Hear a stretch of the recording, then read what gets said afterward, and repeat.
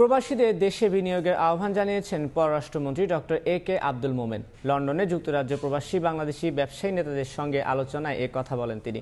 একই সঙ্গে বিদেশের প্রতিটি বাংলাদেশি কূটনৈতিক মিশনে প্রবাসীদের জন্য এনআরবি দিবস পালনের নির্দেশনা দেন পররাষ্ট্রমন্ত্রী। লন্ডন থেকে বিস্তারিত শোয়েব কবিরের রিপোর্টে।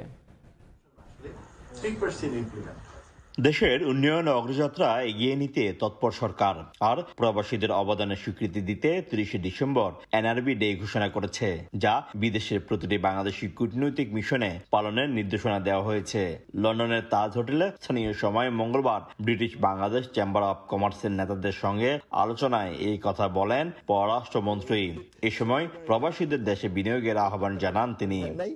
পরবর্তীতে 30 ডিসেম্বর প্রবাসীদের আইনি সুরক্ষায় আলাদা বিশেষ ট্রাইব্যুনাল গঠনের দাবি জানানো হলে তিনি বলেন, নতুন পাশ হওয়া আইনেই প্রবাসীদের সমস্যাগুলো দ্রুত সমাধান করা যাবে। 30 ডিসেম্বর মাননীয় প্রধানমন্ত্রী এবং ক্যাবিনেট এটা অ্যাপ্রুভ করে।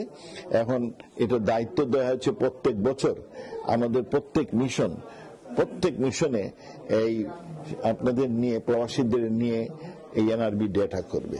আর উদ্দেশ্য হচ্ছে আপনাদের দেশের উন্নয়নের মহাসড়কে সম্পৃক্ত করা, আর আপনার যদি কোনো ইনোভেটিভ আইডিয়াস থাকে সেগুলো আমাদের কাছে জানান দেওয়া। আর প্রবাসী বাংলাদেশিরা বলছেন, প্রবাসীদের সমস্যা শনাক্ত করে সমাধান করলে দেশে বিনিয়োগের প্রবাহ বাড়বে কয়েক গুণ।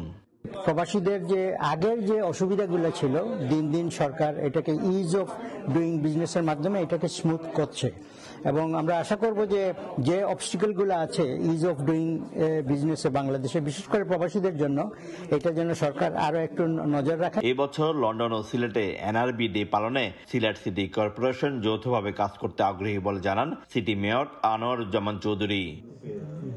শোয়েব কবির, সময় সংবাদ, লন্ডন।